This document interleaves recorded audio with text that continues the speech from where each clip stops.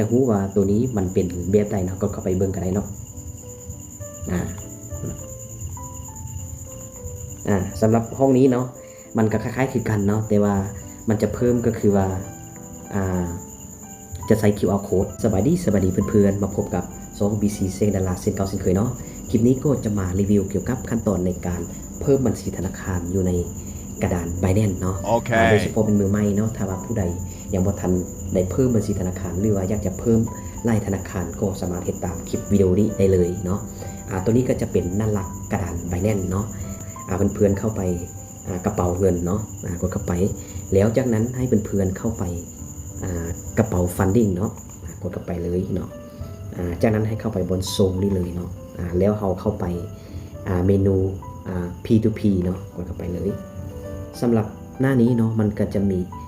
ซื้อและขายเนาะถ้าว่าเราต้องการซื้อเหรียญ USDT เนาะเราก็กดเข้าไปบายนี่เลยเนาะแต่ถ้าว่าเราต้องการขายเนาะเราก็กดเข้าไปเซลล์นี่ได้เลยแล้วเราก็มาเลือกหา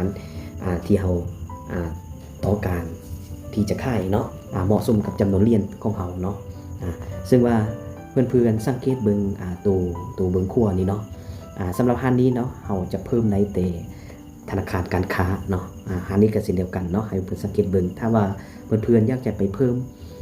ธนาคารการค้าก็กดเข้าไปฮันใดฮันหนึ่งได้เลยเนาะถ้าว่าเพื่อนๆอยากจะไปเพิ่มธนาคารอื่นเนาะ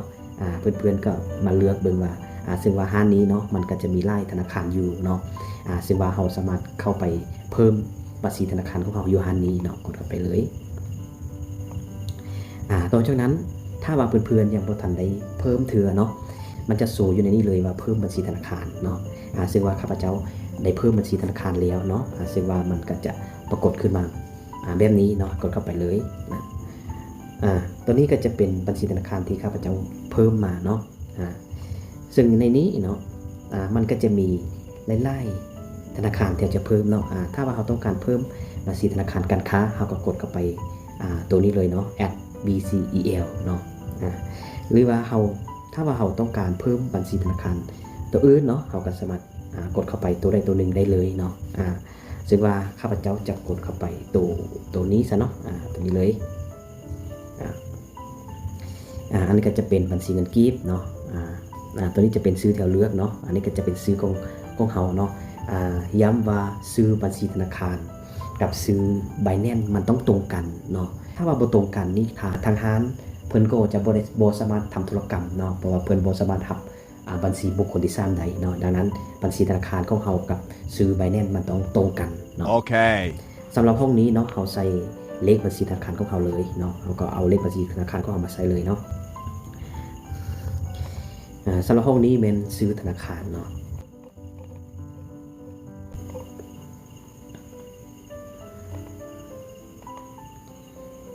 สำหรับตัวนี้ก็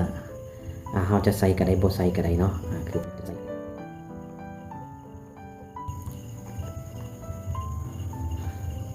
จะนะครับก็กดคอนเฟิร์มได้เลยแล้วระบบก็จะถามถึงรหัสทรงเอของเราเนาะการเพิ่มบัญชีธนาคารชื่อว่าสำเร็จเนาะบัดนี้เราลองกดเข้าไปเบิ่งเนาะว่ามีหรือบ่เนาะเห็นบ่จะบอกรายละเอียดอยู่นี่เลยเนาะถ้าว่าเราต้องการอยากจะรู้ว่าตัวนี้มันเป็นแบบใดเนาะก็เข้าไปเบิ่งกันได้เนาะสำหรับห้องนี้เนาะมันก็คล้ายๆคือกันเนาะแต่ว่ามันจะเพิ่มก็คือว่าจะใส่ QR code เนาะตัวนี้เราต้องใส่ QR code เพื่อนๆก็สามารถเข้าไปเลือกใส่ได้เลยเนาะหรือว่าเราจะเข้าไปห้องนี้เนาะก็เข้าไปเบิ่งอันนี้ก็จะเป็นบัญชีธนาคารการค้าเนาะเราก็ใส่